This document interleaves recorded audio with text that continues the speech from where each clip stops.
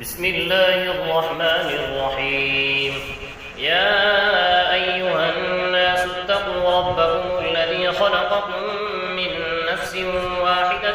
وخلق منها زوجها وبث منهما رجالا كثيرا ونساء واتقوا الله الذي تساءلون به والأرحام إن الله كان عليكم رقيبا. وآتوا اليتامى أموالهم ولا تتبدلوا الخبيث بالطيب ولا تأكلوا أموالهم إلى أموالكم إنه كان حوبا كبيرا. وإن خفتم ألا تقسطوا في اليتامى فانكحوا ما طاب لكم من النساء مثنى وثلاث ورباع، فإن خفتم ألا تعدلوا فواحدة أو ما ملكت أيمانكم ذلك أدنى ألا تعولوا. وآتوا النساء صدقاتهن نحلة، فإن طبن لكم عن شيء منه نفسا فكلوه هنيئا مريئا. ولا تؤتوا السفهاء أموالكم التي جعل الله لكم قياما وارزقوهم فيها واكسوهم وقولوا لهم قولا معروفا. وابتلوا اليتامى حتى إذا بلغوا النكاح فإن آنستم منهم رشدا فادفعوا إليهم أموالهم ولا تأكلوها إسرافا وبدارا أن يكبروا. ومن كان غنيا فليستعفف ومن كان فقيرا فليأكل بالمعروف. فإذا دفعتم إليهم أموالهم فأشهدوا عليهم وكفى بالله حسيبا. للرجال نصيب مما ترك الوالدان والأقربون وللنساء نصيب مما ترك الوالدان والأقربون مما قل منه أو كثر نصيبا مفروضا. وإذا حضر القسمة أولو القربى واليتامى والمساكين فارزقوهم منه وقولوا لهم قولا معروفا. وليخشى الذين لو تركوا من خلفهم ذرية ضعافا خافوا عليهم فليتقوا الله وليقولوا قولا سديدا. إن الذين يأكلون أموال اليتامى ظلما إنما يأكلون في بطونهم نارا وسيصلون سعيرا. يوصيكم الله في أولادكم للذكر مثل حظ الأنثيين، فإن كن نساء فوق اثنتين فلهن ثلثا ما ترك، وإن كانت واحدة فلها النصف، ولأبويه لكل واحد منهما السدس مما ترك إن كان له ولد، فإن لم يكن له ولد وورثه أبواه فلأمه الثلث، فإن كان له إخوة فلأمه السدس من بعد وصية يوصي بها أو دين. آباؤكم وأبناؤكم لا تدرون أيهم أقرب لكم نفعا فريضة من الله إن الله كان عليما حكيما. ولكم نصف ما ترك أزواجكم إن لم يكن لهن ولد، فإن كان لهن ولد فلكم الربع مما تركن من بعد وصية يوصين بها أو دين، ولهن الربع مما تركتم إن لم يكن لكم ولد، فإن كان لكم ولد فلهن الثمن مما تركتم من بعد وصية توصون بها أو دين. وإن كان رجل يورث كلالة أو امرأة وله أخ أو أخت فلكل واحد منهما السدس، فإن كانوا أكثر من ذلك فهم شركاء في الثلث من بعد وصية يوصى بها أو دين غير مضار وصية من الله والله عليم حليم. تلك حدود الله ومن يطع الله ورسوله يدخله جنات تجري من تحتها الأنهار خالدين فيها وذلك الفوز العظيم. ومن يعص الله ورسوله ويتعد حدوده يدخله نارا خالدا فيها وله عذاب مهين. واللاتي يأتين الفاحشة من نسائكم فاستشهدوا عليهن 4 منكم، فإن شهدوا فأمسكوهن في البيوت حتى يتوفاهن الموت أو يجعل الله لهن سبيلا. واللذان يأتيانها منكم فآذوهما، فإن تابا وأصلحا فأعرضوا عنهما إن الله كان توابا رحيما. إنما التوبة على الله للذين يعملون السوء بجهالة ثم يتوبون من قريب فأولئك يتوب الله عليهم وكان الله عليما حكيما. وليست التوبة للذين يعملون السيئات حتى إذا حضر أحدهم الموت قال إني تبت الآن ولا الذين يموتون وهم كفار أولئك أعتدنا لهم عذابا أليما. يا أيها الذين آمنوا لا يحل لكم أن ترثوا النساء كرها ولا تعضلوهن لتذهبوا ببعض ما آتيتموهن إلا أن يأتين بفاحشة مبينة وعاشروهن بالمعروف. فإن كرهتموهن فعسى أن تكرهوا شيئا ويجعل الله فيه خيرا كثيرا. وإن أردتم استبدال زوج مكان زوج وآتيتم إحداهن قنطارا فلا تأخذوا منه شيئا أتأخذونه بهتانا وإثما مبينا. وكيف تأخذونه وقد أفضى بعضكم إلى بعض وأخذن منكم ميثاقا غليظا. ولا تنكحوا ما نكح آباؤكم من النساء إلا ما قد سلف إنه كان فاحشة ومقتا وساء سبيلا. حرمت عليكم أمهاتكم وبناتكم وأخواتكم وعماتكم وخالاتكم وبنات الأخ وبنات الأخت وأمهاتكم اللاتي أرضعنكم وأخواتكم من الرضاعة وأمهات نسائكم وربائبكم اللاتي في حجوركم من نسائكم اللاتي دخلتم بهن، فإن لم تكونوا دخلتم بهن فلا جناح عليكم وحلائل أبنائكم الذين من أصلابكم وأن تجمعوا بين الأختين إلا ما قد سلف إن الله كان غفورا رحيما. والمحصنات من النساء إلا ما ملكت أيمانكم كتاب الله عليكم وأحل لكم ما وراء ذلكم أن تبتغوا بأموالكم محصنين غير مسافحين،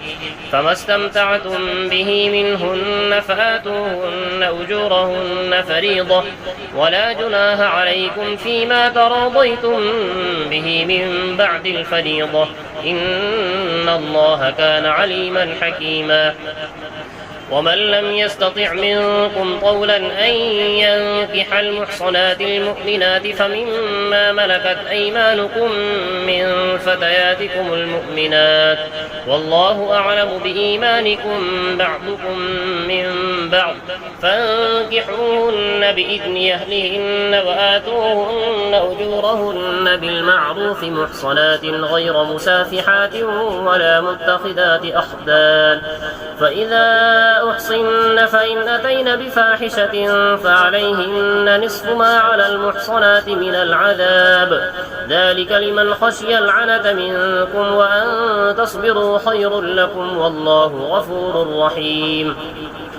يريد الله ليبين لكم ويهديكم سنن الذين من قبلكم ويتوب عليكم والله عليم حكيم والله يريد أن يتوب عليكم ويريد الذين يتبعون الشهوات أن تميلوا ميلا عظيما يريد الله أن يخفف عنكم وخلق الإنسان ضعيفا يا أيها الذين آمنوا لا تأكلوا أموالكم بينكم بالباطل إلا أن تكون تجارة عن تراض منكم ولا تقتلوا أنفسكم إن الله كان بكم رحيما ومن يفعل ذلك عدوانا وظلما فسوف نصليه نارا وكان ذلك على الله يسيرا إن تجتنبوا كبائر ما تنهون عنه نكفر عنكم سيئاتكم وندخلكم مدخلا كريما ولا تتمنوا ما فضل الله به بعضكم على بعض للرجال نصيب مما اكتسبوا وللنساء نصيب مما اكتسبن واسألوا الله من فضله إن الله كان بكل شيء عليما ولكل جعلنا موالي مما ترك الوالدان والأقربون والذين عقدت أيمانكم فآتوهم نصيبهم إن الله كان على كل شيء شهيدا الرجال قوامون على النساء بما فضل الله بعضهم على بعض وبما أنفقوا من أموالهم فالصالحات قانتات حافظات للغيب بما حفظ الله واللاتي تخافون نشوزهن فعظوهن واهجروهن في المضاجع واضربوهن فإن طعنكم فلا تبغوا عليهن سبيلا إن الله كان عليا كبيرا وإن خفتم شقاق بينهما فابعثوا حكما من أهله وحكما من أهلها إن يريدا إصلاحا يوفق الله بينهما إن الله كان عليما خبيرا واعبدوا الله ولا تشركوا به شيئا وبالوالدين إحسانا وبذي القربى واليتامى والمساكين والجار ذي القربى والجار الجنب والصاحب بالجنب وابن السبيل وما ملكت أيمانكم إن الله لا يحب من كان مختالا فخورا الذين يبخلون ويأمرون الناس بالبخل ويكتمون ما آتاهم الله من فضله وأعتدنا للكافرين عذابا مهينا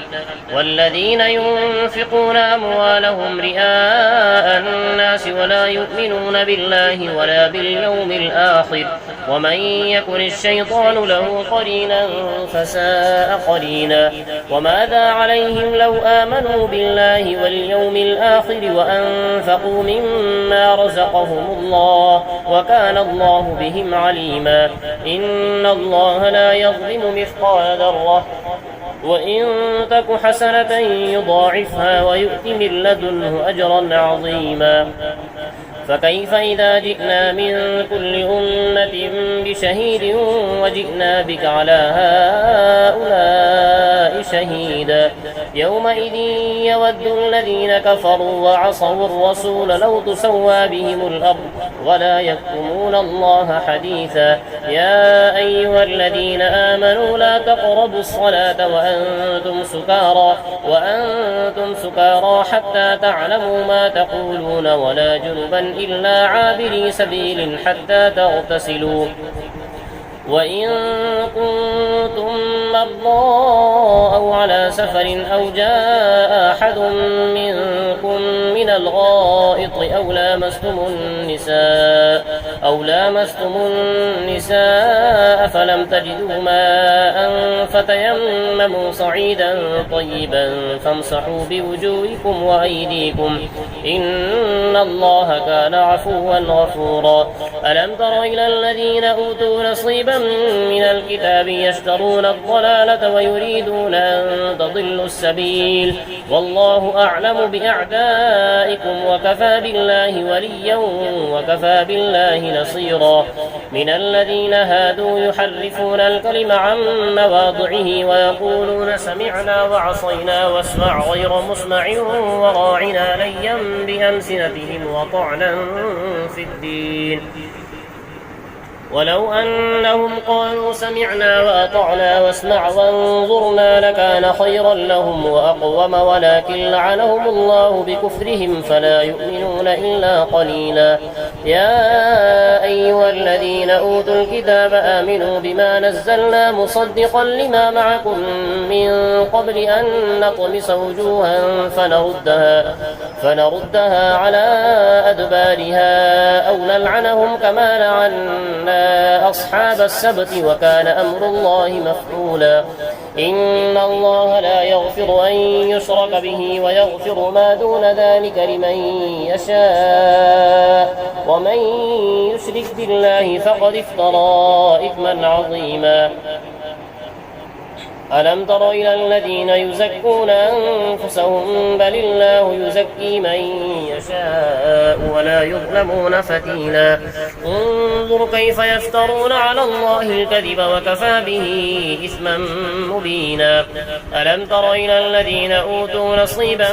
من الكتاب يؤمنون بالجبت والطاغوت ويقولون للذين كفروا هؤلاء أهدى من الذين آمنوا سبيلا أولئك الذين لعنهم الله ومن يلعن الله فلن تجد له نصيرا أم لهم نصيب من الملك فإذا لا يؤتون الناس نقيرا أم يحسدون الناس على ما آتاهم الله من فضله فقد آتينا آل إبراهيم الكتاب والحكمة وآتيناهم ملكا عظيما فمنهم من آمن به ومنهم من صد عنه وكفى بجهنم سعيرا إن الذين كفروا بآياتنا سوف نصليهم نارا كلما نضجت جلودهم بدلناهم جلودا غيرها ليذوقوا العذاب إن الله كان عزيزا حكيما والذين آمنوا وعملوا الصالحات سندخلهم جنات تجري من تحتها الأنهار خالدين فيها أبدا لهم فيها أزواج مطهرة وندخلهم ظلا ظليلا إن الله يأمركم أن تؤدوا الأمانات إلى أهلها وإذا حكمتم بين الناس أن تحكموا بالعدل إن الله نعم ما يعظكم به إن الله كان سميعا بصيرا يا أيها الذين آمنوا أطيعوا الله وأطيعوا الرسول وأولي الأمر منكم فإن تنازعتم في شيء فردوه إلى الله والرسول إن كنتم تؤمنون بالله واليوم الآخر ذلك خير وأحسن تأويلا ألم تر إلى الذين يزعمون أنهم آمنوا بما أنزل إليك وما أنزل من قبلك يريدون أن يتحاكموا إلى الطاغوت وقد أمروا أن يكفروا به ويريد الشيطان أن يضلهم ضلالا بعيدا وإذا قيل لهم تعالوا إلى ما أنزل الله وإلى الرسول رأيت المنافقين يصدون عنك صدودا فكيف إذا أصابتهم مصيبة بما قدمت أيديهم ثم جاءوك يحلفون بالله إن أردنا إلا إحسانا وتوفيقا أولئك الذين يعلم الله ما في قلوبهم فأعرض عنهم وعظهم وقل لهم في أنفسهم قولا بليغا وما أرسلنا من رسول إلا ليطاع بإذن الله ولو أنهم إذ ظلموا أنفسهم جاءوك فاستغفروا الله واستغفر لهم الرسول لوجدوا الله توابا رحيما فلا وربك لا يؤمنون حتى يحكموك فيما شجر بينهم ثم لا يجدوا في أنفسهم حرجا مما قضيت ويسلموا تسليما ولو أنا كتبنا عليهم أن اقتلوا أنفسكم أو اخرجوا من دياركم ما فعلوه إلا قليل منهم ولو أنهم فعلوا ما يوعظون به لكان خيرا لهم وأشد تثبيتا وإذا لآتيناهم من لدنا أجرا عظيما ولهديناهم صراطا مستقيما ومن يطع الله والرسول فأولئك مع الذين أنعم الله عليهم من النبيين والصديقين والشهداء والصالحين وحسن أولئك رفيقا ذلك الفضل من الله وكفى بالله عليما يا أيها الذين آمنوا خذوا حذركم فانفروا ثبات أو انفروا جميعا وإن منكم لمن ليبطئن فإن أصابتكم مصيبة قال قد أنعم الله علي إذ لم أكن معهم شهيدا ولئن أصابكم فضل من الله ليقولن كأن لم تكن بينكم وبينه مودة يا ليتني كنت معهم فأفوز فوزا عظيما فليقاتل في سبيل الله الذين يشرون الحياة الدنيا بالآخرة ومن يقاتل في سبيل الله فيقتل أو يغلب فسوف نؤتيه أجرا عظيما وما لكم لا تقاتلون في سبيل الله والمستضعفين من الرجال والنساء والولدان الذين يقولون ربنا أخرجنا من هذه القرية الظالم أهلها واجعل لنا من لدنك وليا واجعل لنا من لدنك نصيرا الذين آمنوا يقاتلون في سبيل الله والذين كفروا يقاتلون في سبيل الطاغوت فقاتلوا أولياء الشيطان إن كيد الشيطان كان ضعيفا ألم تر إلى الذين قيل لهم كفوا أيديكم وأقيموا الصلاة وآتوا الزكاة فلما كتب عليهم القتال إذا فريق منهم يخشون الناس كخشية الله أو أشد خشية وقالوا ربنا لم كتبت علينا القتال لولا أخرتنا إلى أجل قريب قل متاع الدنيا قليل والآخرة خير لمن اتقى ولا تظلمون فتيلا أينما تكونوا يدرككم الموت ولو كنتم في بروج مشيدة وإن تصبهم حسنة يقولوا هذه من عند الله وإن تصبهم سيئة يقولوا هذه من عندك قل كل من عند الله فما لهؤلاء القوم لا يكادون يفقهون حديثا ما أصابك من حسنة فمن الله وما أصابك من سيئة فمن نفسك وأرسلناك للناس رسولا وكفى بالله شهيدا من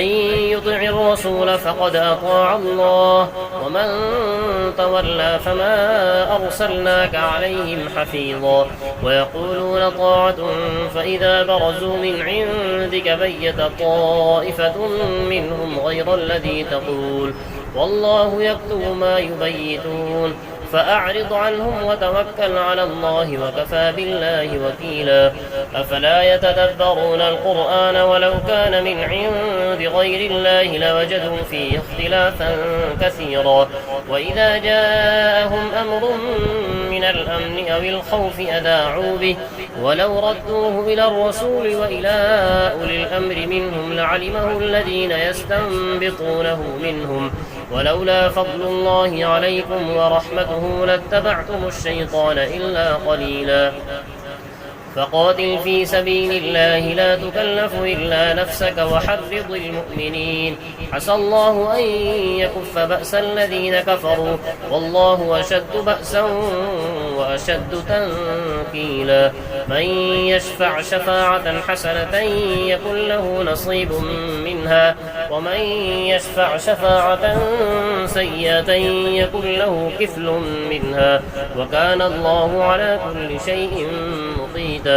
وإذا حييتم بتحية فحيوا بأحسن منها أو ردوها إن الله كان على كل شيء حسيبا. الله لا إله إلا هو ليجمعنكم إلى يوم القيامة لا ريب فيه ومن أصدق من الله حديثا. فما لكم في المنافقين فئتين والله أركسهم بما كسبوا أتريدون أن تهدوا من أضل الله ومن يضلل الله فلن تجد له سبيلا. ودوا لو تكفرون كما كفروا فتكونون سواء فلا تتخذوا منهم أولياء حتى يهاجروا في سبيل الله فإن تولوا فخذوهم وقتلوهم حيث وجدتموهم ولا تتخذوا منهم وليا ولا نصيرا إلا الذين يصلون إلى قوم بينكم وبينهم ميثاق أو جاءوكم حصرت صدورهم أن يقاتلوكم أو يقاتلوا قومهم ولو شاء الله لسلطهم عليكم فلقاتلوكم فإن اعتزلوكم فلم يقاتلوكم وألقوا إليكم السلم فما جعل الله لكم عليهم سبيلا. ستجدون آخرين يريدون أن يأمنوكم ويأمنوا قومهم كلما ردوا إلى الفتنة أركسوا فيها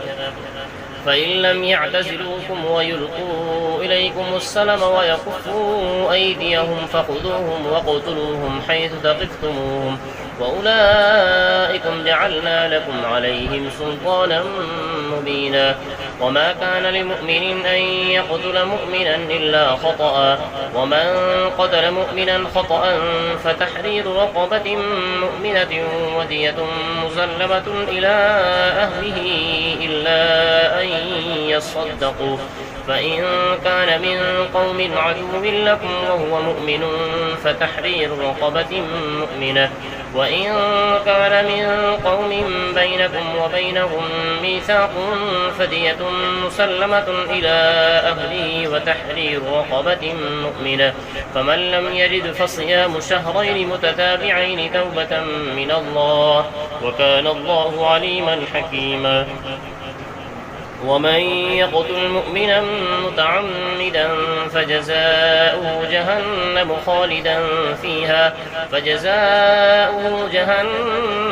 خالدا فيها وغضب الله عليه ولعنه وأعد له عذابا عظيما. يا أيها الذين آمنوا إذا ضربتم في سبيل الله فتبينوا ولا تقولوا لمن ألقى إليكم السلام لست مؤمنا تبتغون عرض الحياة الدنيا فعند الله مغانم كثيرة كذلك كنتم من قبل فمن الله عليكم فتبينوا إن الله كان بما تعملون خبيرا. لا يستوي القاعدون من المؤمنين غير أولي الضرر والمجاهدون في سبيل الله بأموالهم وأنفسهم فضل الله المجاهدين بأموالهم وأنفسهم على القاعدين درجة وكلا وعد الله الحسنى وفضل الله المجاهدين على القاعدين أجرا عظيما درجات منه ومغفرة ورحمة وكان الله غفورا رحيما إن الذين توفاهم الملائكة ظالمي أنفسهم قالوا فيم كنتم قالوا كنا مستضعفين في الأرض قالوا ألم تكن أرض الله واسعة فتهاجروا فيها فأولئك مأواهم جهنم وساءت مصيرا إلا المستضعفين من الرجال والنساء والولدان لا يستطيعون حيلة ولا يهتدون سبيلا فأولئك عسى الله أن يعفو عنهم وكان الله عفوا غفورا ومن يهاجر في سبيل الله يجد في الأرض مراغما كثيرا وسعة ومن يهاجر في سبيل الله يجد في الأرض مراغما كثيرا وسعة ومن يخرج من بيته مهاجرا إلى الله ورسوله ثم يدركه الموت فقد وقع أجره على الله وكان الله غفورا رحيما وإذا ضربتم في الأرض فليس عليكم جناح أن تقصروا من الصلاة إن خفتم أن يفتنكم الذين كفروا إن الكافرين كانوا لكم عدوا مبينا وإذا كنت فيهم فأقمت لهم الصلاة فلتكن طائفة منهم معك وليأخذوا أسلحتهم فإذا سجدوا فليكونوا من ورائكم ولتأت طائفة أخرى لم يصلوا فليصلوا معك وليأخذوا حذرهم وأسلحتهم ود الذين كفروا لو تغفلون عن أسلحتكم وأمتعتكم فيميلون عليكم ميلة واحدة ولا جناح عليكم إن كان بكم أذى من مطر أو كنتم مرضى أن تضعوا أسلحتكم وخذوا حذركم إن الله أعد للكافرين عذابا مهينا فإذا قضيتم الصلاة فاذكروا الله قياما وقعودا وعلى جنوبكم فإذا اطمأننتم فأقيموا الصلاة إن الصلاة كانت على المؤمنين كتابا موقوتا ولا تهنوا في ابتغاء القوم إن تكونوا تألمون فإنهم يألمون كما تألمون وترجون من الله ما لا يرجون وكان الله عليما حكيما إنا أنزلنا إليك الكتاب بالحق لتحكم بين الناس بما أراك الله ولا تكن للخائنين خصيما واستغفر الله إن الله كان غفورا رحيما ولا تجادل عن الذين يختانون أنفسهم إن الله لا يحب من كان خوانا أثيما يستخفون من الناس ولا يستخفون من الله وهو معهم إذ يبيتون ما لا يرضى من القول وكان الله بما يعملون محيطا ها أنتم هؤلاء جادلتم عنهم في الحياة الدنيا فمن يجادل الله عنهم يوم القيامة أم من يكون عليهم وكيلا ومن يعمل سوءا أو يظلم نفسه ثم يستغفر الله يجد الله غفورا رحيما ومن يكسب إثما فإنما يكسبه على نفسه وكان الله عليما حكيما ومن يكسب خطيئة أو إثما ثم يرم به بريئا فقد احتمل بهتانا وإثما مبينا ولولا فضل الله عليك ورحمته لهمت طائفة منهم أن يضلوك وما يضلون إلا أنفسهم وما يضرونك من شيء وأنزل الله عليك الكتاب والحكمة وعلمك ما لم تكن تعلم وكان فضل الله عليك عظيما لا خير في كثير من نجواهم إلا من أمر بصدقة أو معروف أو إصلاح بين الناس ومن يفعل ذلك ابتغاء مرضات الله فسوف نؤتيه أجرا عظيما ومن يشاقق الرسول من بعد ما تبين له الهدى ويتبع غير سبيل المؤمنين نوله ما تولى ونصله جهنم وساءت مصيرا إن الله لا يغفر أن يشرك به ويغفر ما دون ذلك لمن يشاء ومن يشرك بالله فقد ضل ضلالا بعيدا إن يدعون من دونه إلا إناثا وإن يدعون إلا شيطانا مريدا لعنه الله وقال لأتخذن من عبادك نصيبا مفروضا ولأضلنهم ولأمنينهم ولآمرنهم فليبتكن آذان الأنعام ولآمرنهم فليغيرن خلق الله ومن يتخذ الشيطان وليا من دون الله فقد خسر خسرانا مبينا يعدهم ويمنيهم وما يعدهم الشيطان إلا غرورا أولئك مأواهم جهنم ولا يجدون عنها محيصا والذين آمنوا وعملوا الصالحات سندخلهم جنات تجري من تحتها الأنهار خالدين فيها أبدا وعد الله حقا ومن أصدق من الله قيلا ليس بأمانيكم ولا أماني أهل الكتاب من يعمل سوءا يجز به ولا يجد له من دون الله وليا ولا نصيرا ومن يعمل من الصالحات من ذكر أو أنثى وهو مؤمن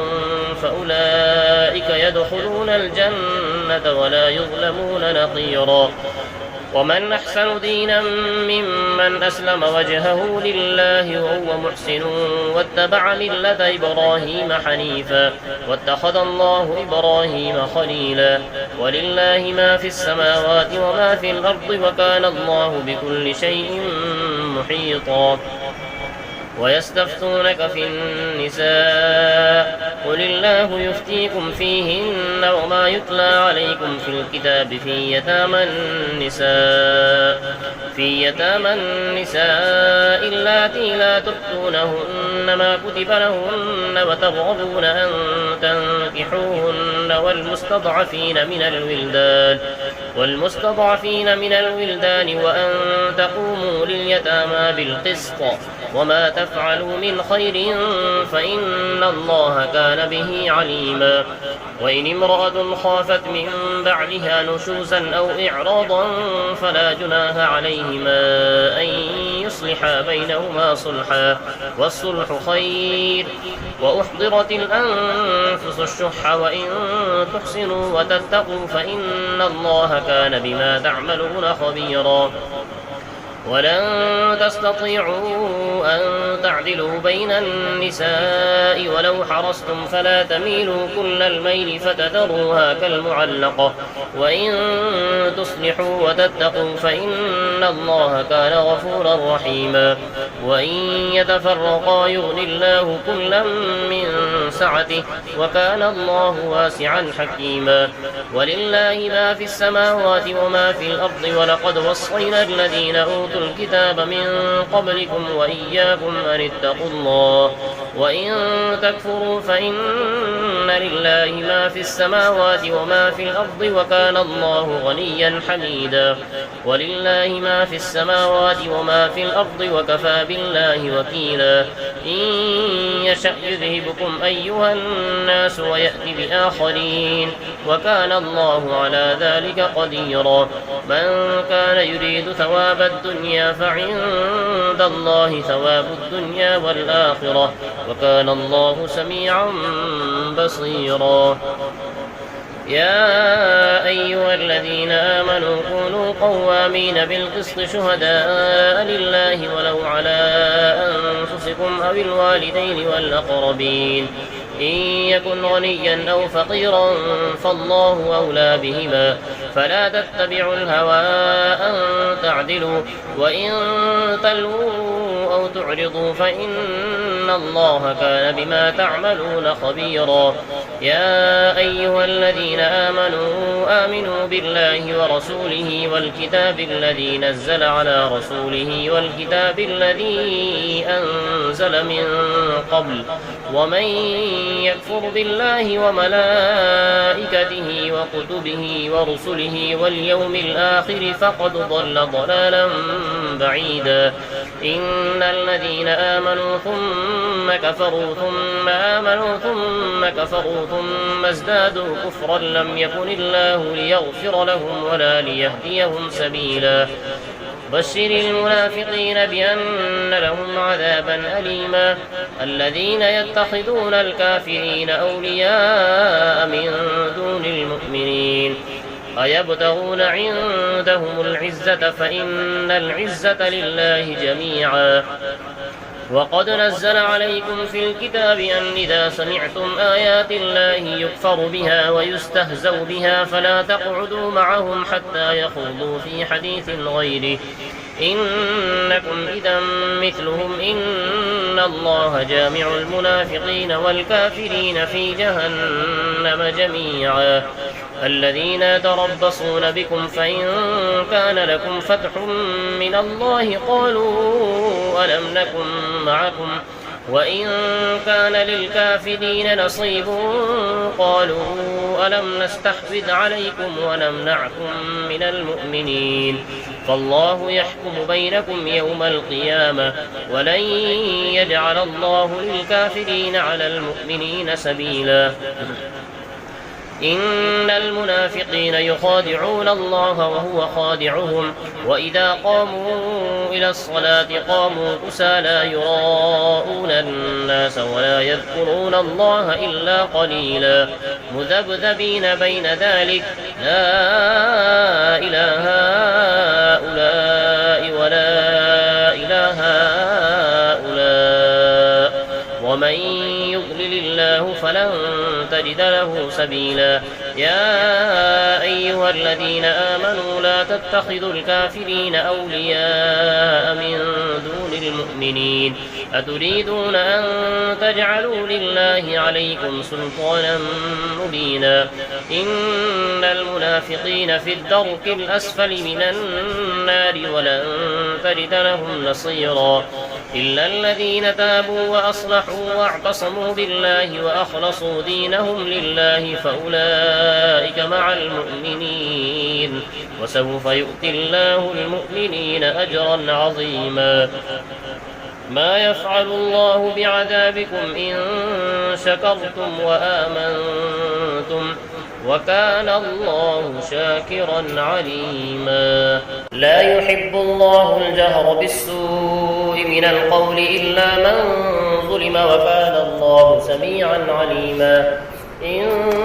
تبدوا خيرا أو تخفوه أو تعفوا عن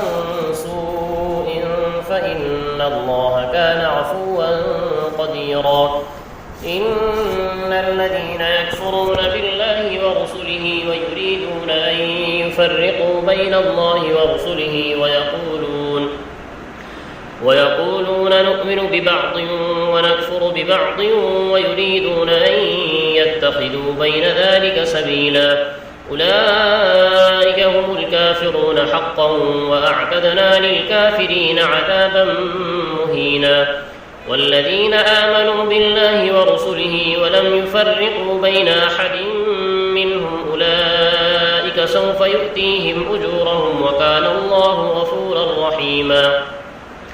يسألك أهل الكتاب أن تنزل عليهم كتابا من السماء فقد سألوا موسى أكبر من ذلك فقالوا أرنا الله جهرة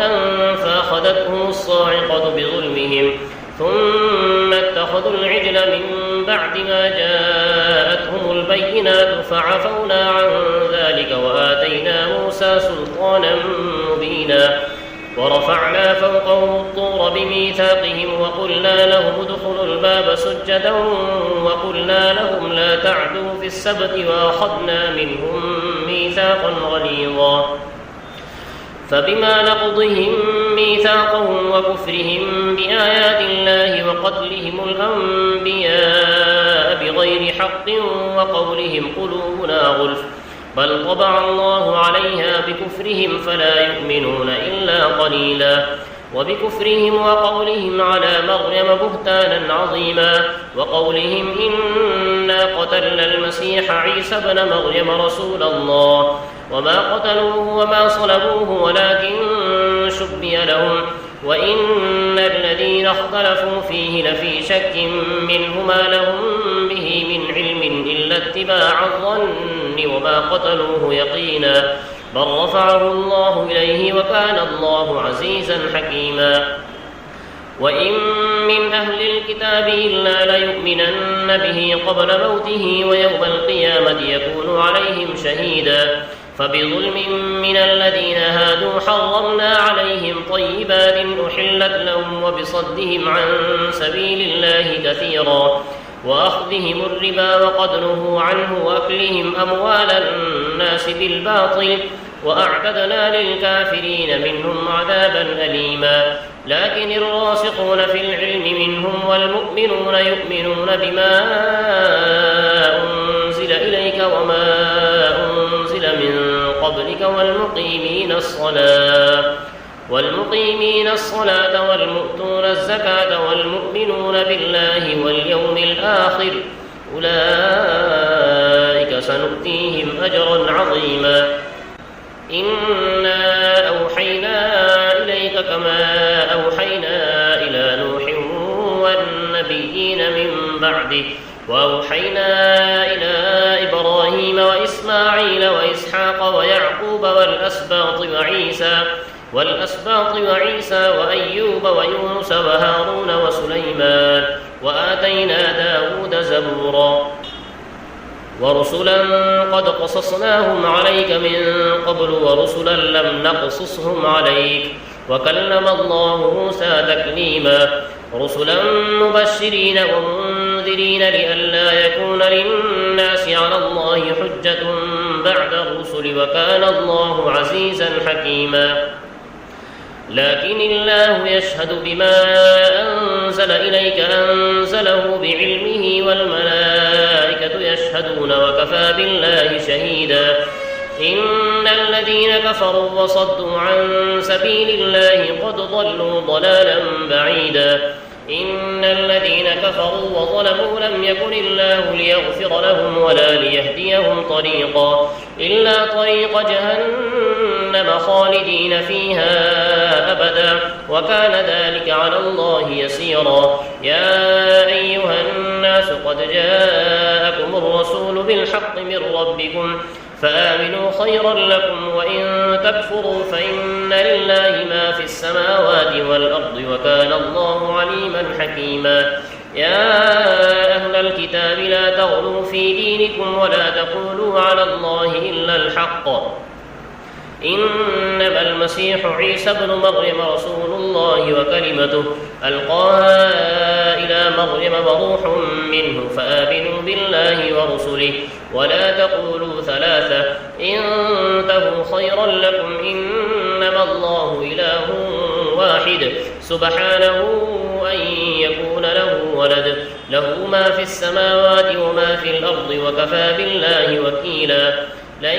يستنكف المسيح أن يكون عبدا لله ولا الملائكة المقربون ومن يستنكف عن عبادته ويستكبر فسيحشرهم إليه جميعا فأما الذين آمنوا وعملوا الصالحات فيوفيهم أجورهم ويزيدهم من فضله وأما الذين استنكفوا واستكبروا فيعذبهم عذابا أليما ولا يجدون لهم من دون الله وليا ولا نصيرا يا أيها الناس قد جاءكم برهان من ربكم وأنزلنا إليكم نورا مبينا فأما الذين آمنوا بالله واعتصموا به فسيدخلهم في رحمة منه وفضل ويهديهم إليه صراطا مستقيما يستفتونك قل الله يفتيكم في الكلالة إن امرؤ هلك ليس له ولد وله أخت فلها نصف ما ترك وهو يرثها إن لم يكن لها ولد فإن كانت اثنتين فلهما الثلثان مما ترك وإن